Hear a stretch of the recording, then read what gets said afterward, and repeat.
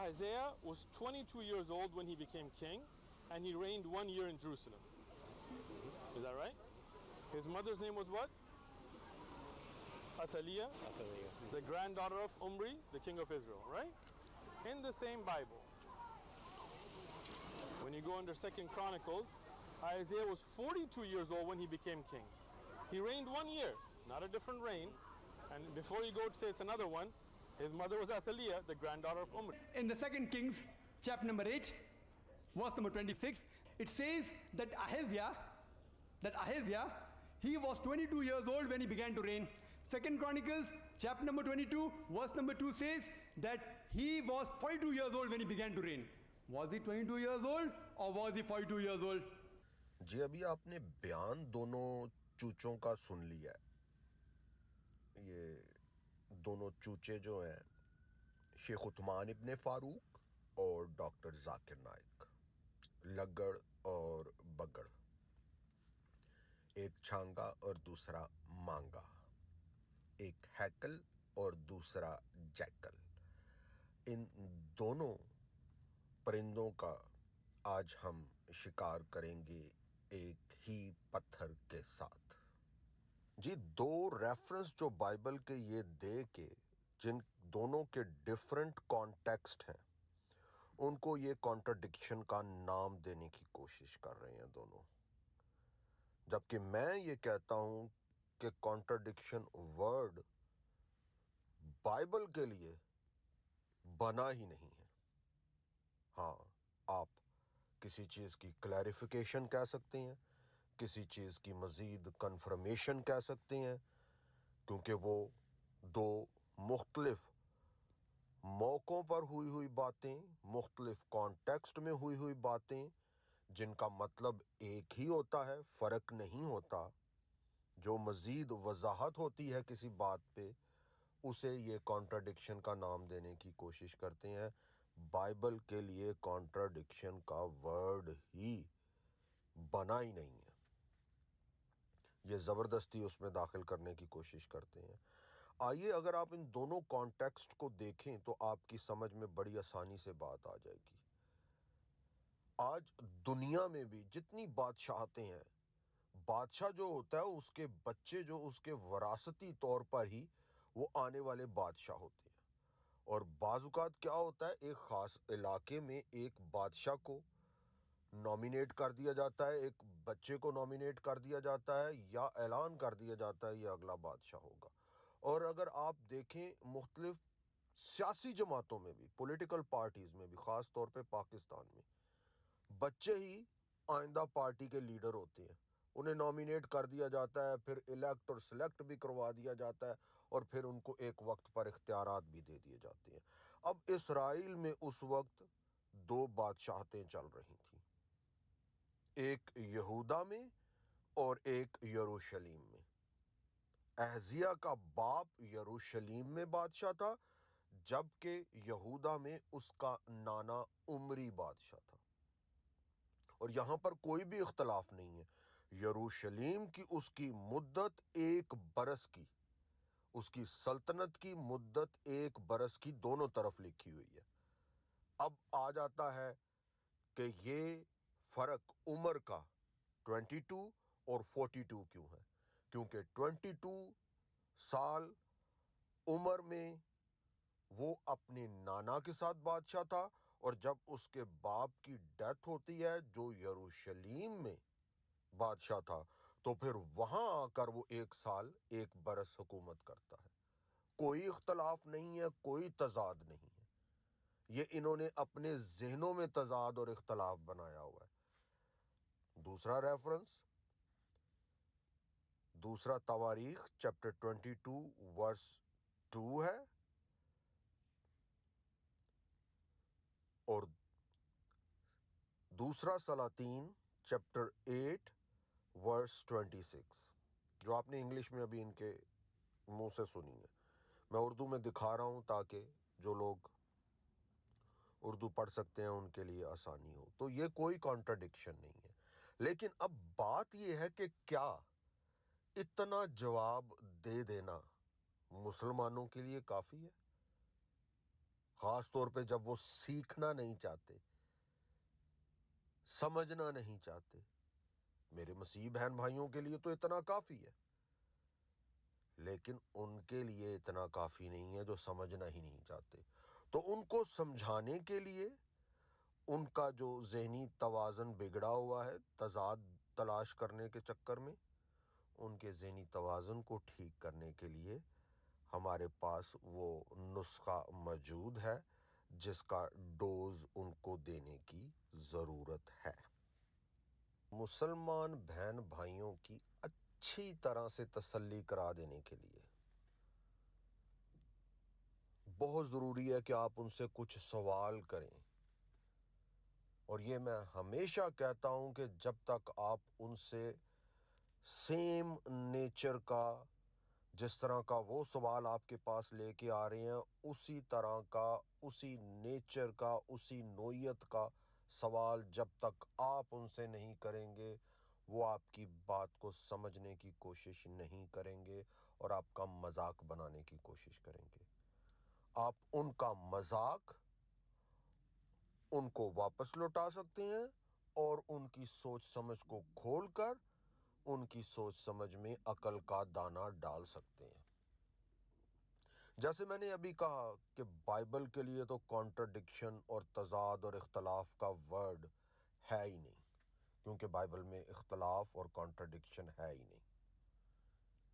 لیکن قرآن اور قرآن کا جو لکھنے والا ہے, اگر وہ اللہ ہے, تو اللہ تو قرآن کے بارے میں خود بیان دے رہا ہے کہ میری کتاب اختلاف سے بھری ہوئی ہے, میری کتاب کانٹرڈکشن سے بھری ہوئی ہے.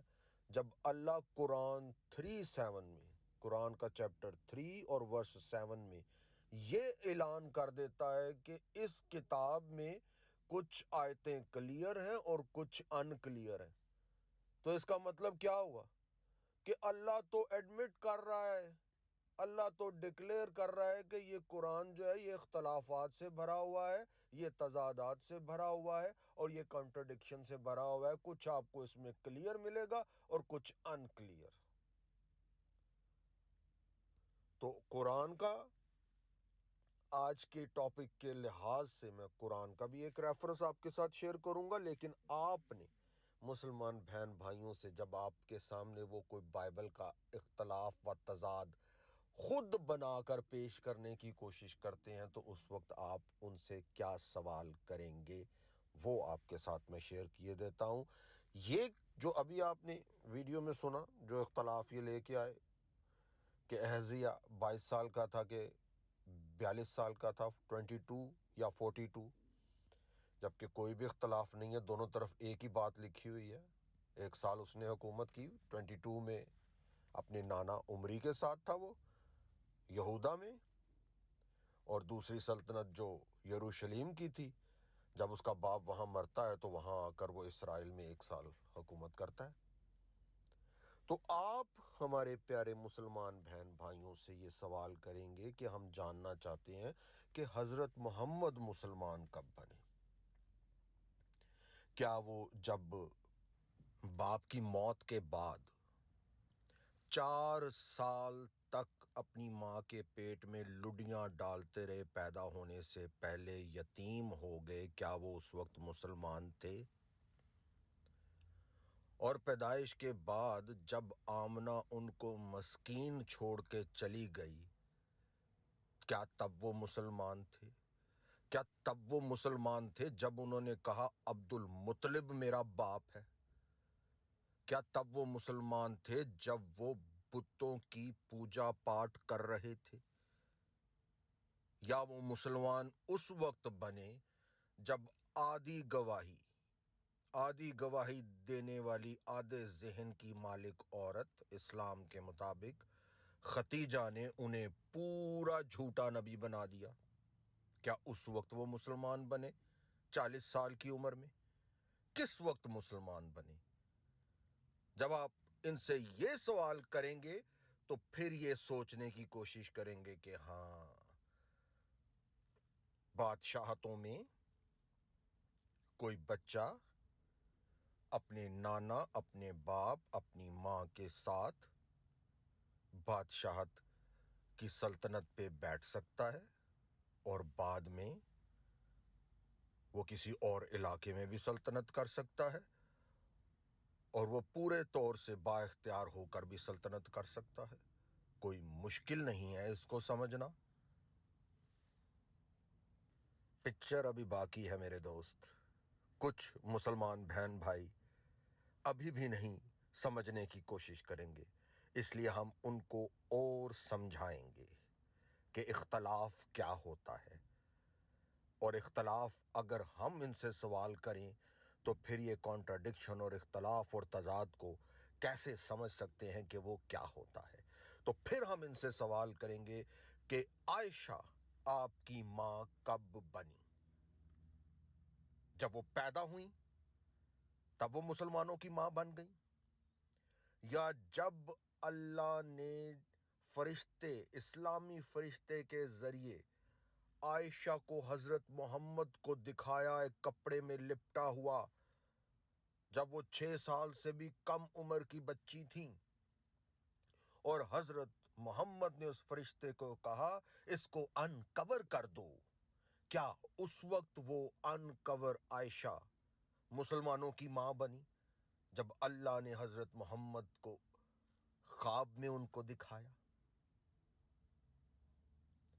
या हजरत आयशा मुसलमानों की माँ उस वक्त बनी जब 6 साल की उम्र में हजरत आयशा जब पूरा दस्तखत भी नहीं कर सकती थी मैरिज कॉन्ट्रैक्ट पे, पता नहीं कितनी मुश्किल से उन्होंने आयशा का एन डाला होगा मैरिज कॉन्ट्रैक्ट पे, जबरदस्ती उनसे एन लिखवा लिया होगा, तब तो वो पूरा आयशा भी नहीं लिख सकती होंगी अपनी माँ का, अपने नाम का। तो क्या उस 6 साल की उम्र में वो मुसलमानों की माँ बनी? या वो मुसलमानों की माँ उस वक्त बनी जब हजरत मोहम्मद 6 साल की उम्र में निकाह कर लेने के बाद वलीमे को हलाल करने की कोशिश करते रहे हजरत आयशा और उनकी सहेलियों के साथ लुकन मीटी खेल के, छुपा छुपी, हाइड एंड सीक? क्या उस वक्त हजरत आयशा मुसलमानों की माँ बनी? और पता नहीं कौन सी साइंस हजरत मोहम्मद ने हजरत आयशा के साथ लड़ाई लुकन मीटी खेलते हुए, बायोलॉजी की, फिजिक्स की और केमिस्ट्री की साइंस, कि मुसलमानों ने एकदम कह दिया वो तो जवान हो गई, बहुत जल्दी जवान हो गई, बड़ी हो गई। क्या उस वक्त वो मुसलमानों की माँ बनी? या वो उस वक्त मुसलमानों की माँ बनी जब 9 साल की उम्र में हजरत मोहम्मद हजरत आयशा को अपने घर ले गए बड़ा बिग बैंग का तजर्बा करने के लिए? या हजरत आयशा मुसलमानों की माँ उस वक्त बनी जब अल्लाह ने ये कुरान में आयत नाज़िल कर दी कि उम्मुल मोमिनीन तुम्हारी माएँ हैं, मोहम्मद की बीवियां तुम्हारी माएँ हैं, वो उम्मुल मोमिनीन हैं। तो हम जानना चाहते हैं हजरत आयशा कब आपकी माँ बनी, ताकि आप जो बाइबल में इख्तलाफ ढूंढने की कोशिश करते हैं, अल्लाह ने तो कहा है कुरान 10:94 में कि बाइबल से अपने शक दूर करो, और तुम बेवकूफ लोग सारी उम्र बाइबल में शक पैदा करने की कोशिश करते रहते हो। अल्लाह को इतनी तकलीफ और दर्द देते हो ना तुम लोग ये बात करके। अल्लाह कह रहा है बाइबल में से अपने शक दूर करो, तुम अल्लाह को दर्द ज़्यादा दे के कहते हो नहीं हमने तो बाइबल में से शक पैदा करनी है। कुछ मुसलमानों की अभी भी तसल्ली नहीं हुई होगी, फुल सेटिस्फैक्शन उन्हें अभी भी नहीं मिली होगी। क्यों? क्योंकि वो ये सवाल पैदा करने की कोशिश करेंगे कि मैंने अभी तक जितनी भी बातें की हैं वो तो हदीसों में से और मोहम्मद की सीरत की किताबों में से हैं, और उनमें इख्तलाफात तो हम खुद मानते हैं कि कुछ कमज़ोर हैं और कुछ ताकतवर हदीसें हैं, कुछ ज़ईफ़ हैं और कुछ सही हैं। और जहाँ पे इस्लाम कमज़ोर होता है ना, जहाँ लोहा गर्म होता है, हमने वहीं पे हथौड़ा मारना है। लेकिन वो बातें जो मैंने की वो ट्रेलर था, اب میں آپ کو فلم کا سین دکھانے لگا ہوں، کیونکہ مسلمان یہ کہیں گے کہ ہم نے تو بائبل میں سے اختلاف بنانے کی کوشش کی تھی، کانٹرڈکشن بنانے کی کوشش کی تھی، نمبر کا، شماریات کا، ہمیں قرآن میں سے کوئی اختلاف دکھاؤ تو پھر ہم اسلام کو چھوڑیں گے۔ تو میں آپ کو قرآن میں سے اختلاف دکھا دیتا ہوں۔ قرآن چیپٹر 2 ورس 184، یہ نمبر کی کانٹرڈکشن ہے۔ ایک ہی آیت کے بارے میں بات ہو رہی ہے، دو مختلف قرآن ہم دیکھیں گے، حفظ اور ورش۔ حفظ قرآن کے مطابق اگر آپ کا ایک روزہ ٹوٹ جاتا ہے تو آپ ایک مسکین کو کھانا کھلائیں گے۔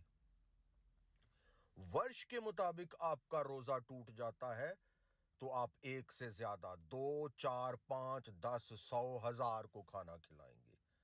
تو میرا سوال یہ ہے کہ آپ کا ایک روزہ ٹوٹتا ہے تو کیا آپ ایک مسکین کو کھانا کھلائیں گے یا آپ 100 مسکین کو کھانا کھلائیں گے؟ ایک قرآن میں ایک لکھا ہوا ہے اور دوسرے میں ایک سے زیادہ، ملٹیپل۔ کون سا قرآن صحیح ہے؟ کون سا قرآن اللہ کے پاس لوح محفوظ پہ موجود ہے؟ قرآن 2:184۔ یہ ہے شماریات کی غلطی قرآن میں، یہ ہے نمبر کی کانٹرڈکشن قرآن میں، یہ ہے میتھمیٹکس کا ایرر قرآن میں۔